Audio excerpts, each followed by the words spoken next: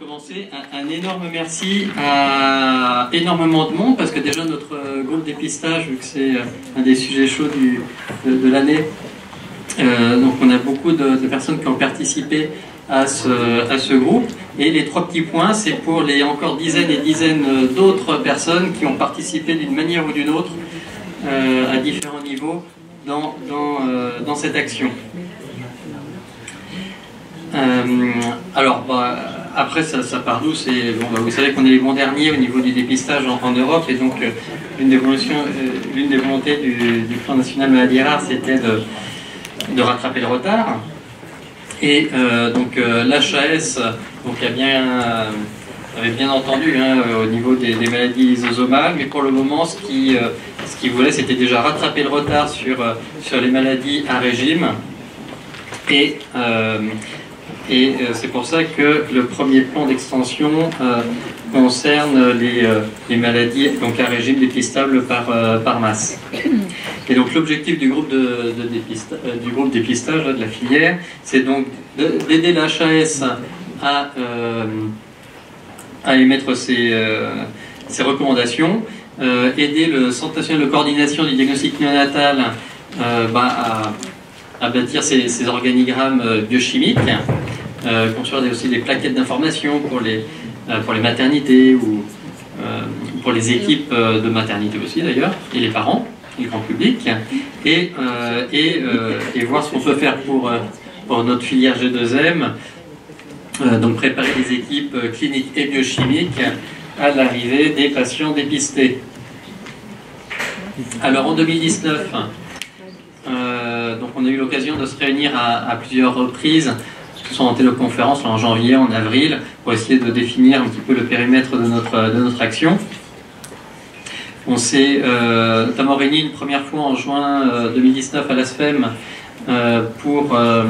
c'était aussi à la demande du CNCDN et de l'HAS pour valider l'organigramme biologique pour la PCU et la MK, donc l'organigramme utilisé par les CRDN pour les organigrammes vraiment pour les laboratoires de dépistage.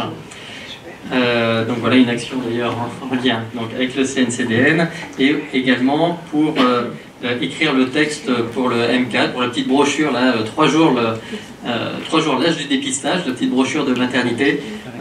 Donc l'année prochaine, ce sera juste à partir du moment où le dépistage sera actif, donc cette année, pardon, un petit volet supplémentaire dans cette brochure là pour le M4. Alors, donc là on arrive en juin.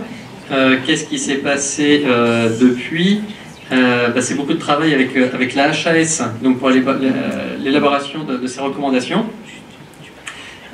Et là la filière, enfin là on était vraiment super contents parce qu'on était vraiment représentés à tous les niveaux, que ce soit au comité de pilotage, au groupe de travail, au comité d'experts. Alors pour le groupe de travail, il y a une petite erreur, on était plus 12 plutôt que 34, mais en tout cas dans le comité d'experts avec un S, 34. Voilà, pour dire que beaucoup de monde de la filière ont participé à ces recommandations, et qui ont eu la bonne idée de paraître enfin le 3 février. Voilà, un joli petit rapport de 233 pages qu'on va voir une à une. Non. Mais bon, en tout cas, il décrit ce rapport qui est bien épais, forcément, parce qu'il y a pas mal de maladies une trentaine de maladies qui ont été passées au crible. Et donc toute la méthodologie est bien expliquée. Les critères qui ont été choisis pour classer ces différentes maladies, et en gros la conclusion c'est que les maladies ont été classées en 3 catégories. Des maladies qui sont écartées parce qu'il n'y a pas actuellement de justification pour vraiment, de bénéfice à ouvrir ce dépistage. D'autres maladies où c'est extrêmement clair qu'il faut dépister, donc ces maladies du haut qui font l'objet de cette recommandation, donc l'homocysteinurie, la leucinose, la thyroïdite type 1, l'acidurie glutarique de type 1, l'acidurie isovalérique, le LCHAD et le déficient transporteur de la carnitine, et entre ces deux catégories, une troisième catégorie, des maladies où où il peut y avoir hésitation et qui feront l'objet d'une réévaluation. Alors normalement il n'y a pas besoin de refaire une saisine, mais peut-être qu'on va quand même en faire une, vraiment pour se positionner assez tôt pour que ces maladies-là ne soient pas oubliées, comme la citrullinémie, OTC, les acides organiques AMMAP et VLCAD. Alors vous voyez là la coordination qu'on a eue avec l'HAS.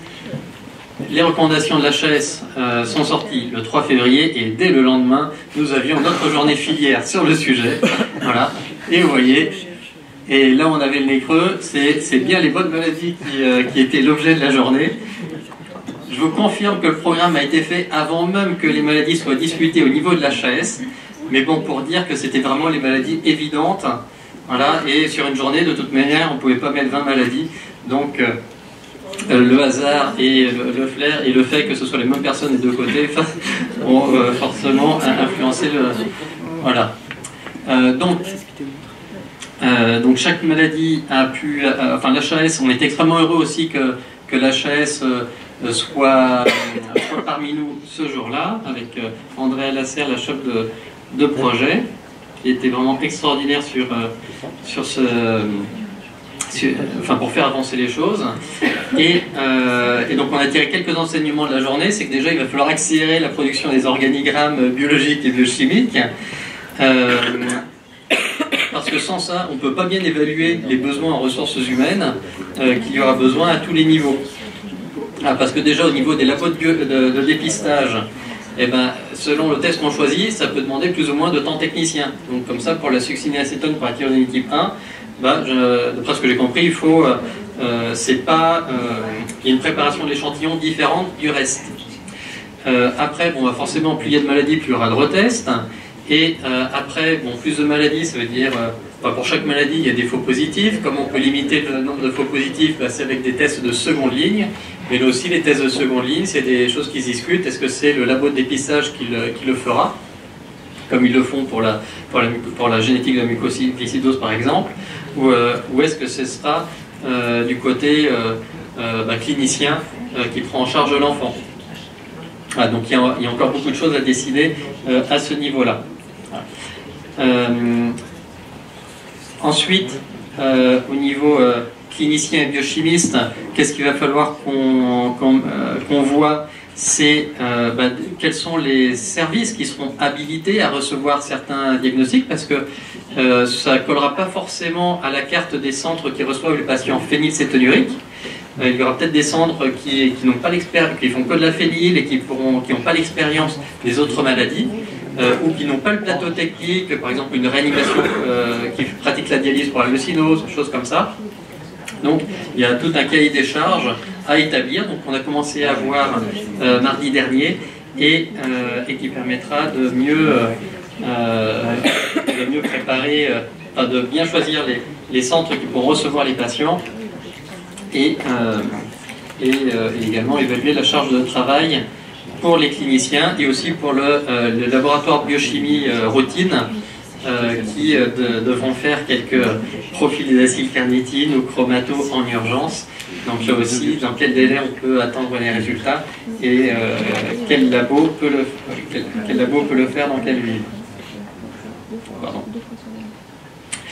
Autre point qu'on avait évoqué, c'est la nécessité d'un registre pour le suivi des patients dépistés. C'est vrai que pour le moment, comme ça, je n'y avais pas vraiment pensé personnellement, mais c'est vrai que comme on peut savoir s'il y a des faux négatifs, s'il n'y a pas un moyen de feedback au laboratoire, au Centre national de dépistage, et donc petit 1 et petit 2, l'idée du registre pour l'impact du dépistage sur l'histoire naturelle, donc valider que effectivement ce qu'on fait, ce dépistage, il est bien utile.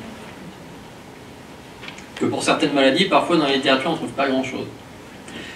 Voilà, donc les actions pour cette année sont écrites d'avance, hein, c'est un petit peu tout ce qu'on a dit jusque-là.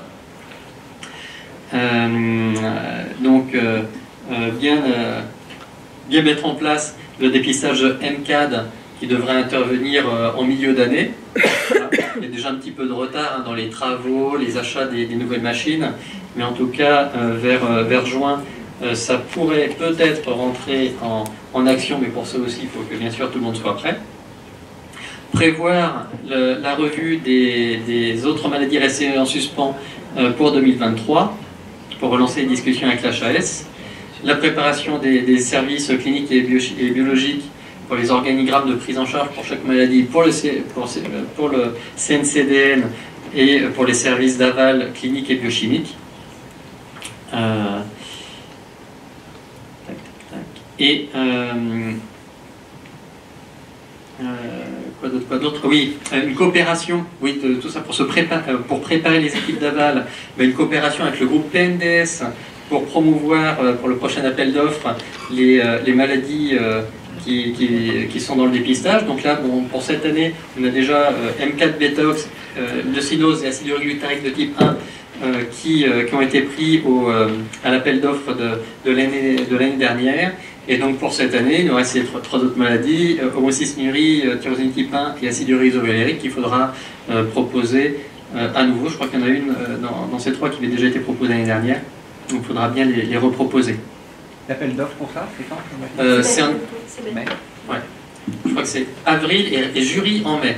Non, ça a changé en fait. Maintenant c'est février, c'est fin février la sortie de l'appel. C'est avant. Ah oui.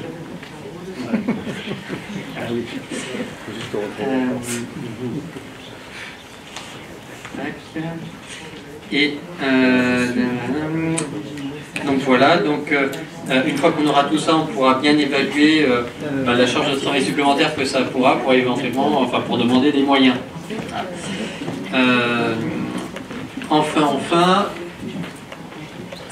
qu'est-ce qu'il faudra faire donc, en lien avec le Centre national de coordination du dépistage? Pour chaque maladie, il faudra donc l'organigramme, on en a parlé, mais aussi la brochure d'information pour les familles. Former aussi les équipes de maternité pour qu'ils connaissent un minimum ces nouvelles maladies. Et